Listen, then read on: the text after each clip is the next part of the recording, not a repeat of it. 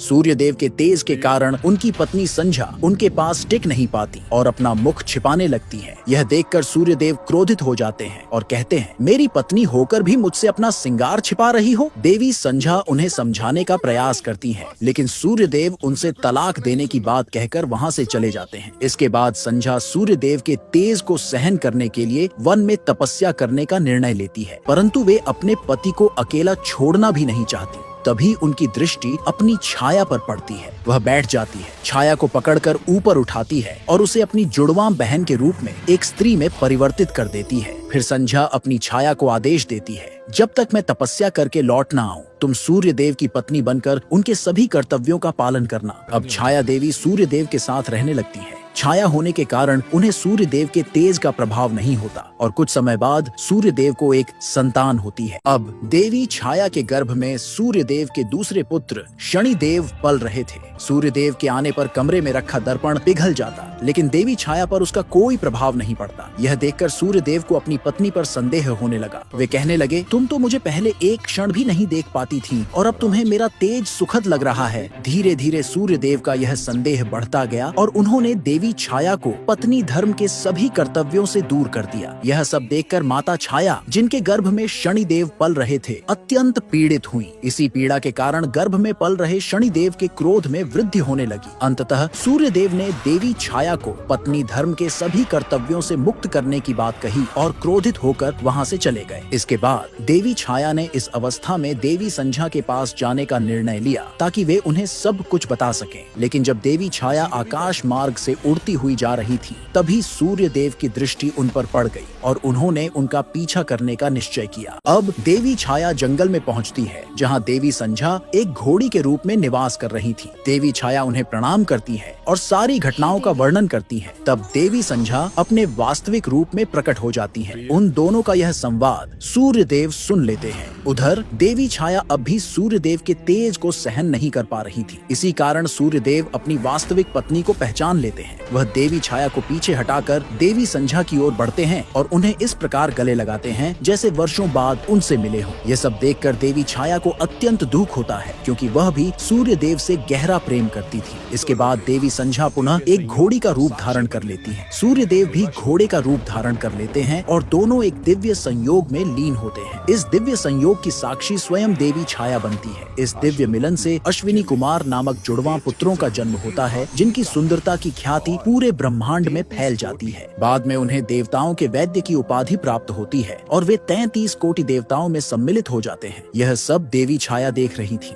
अब सूर्यदेव अपनी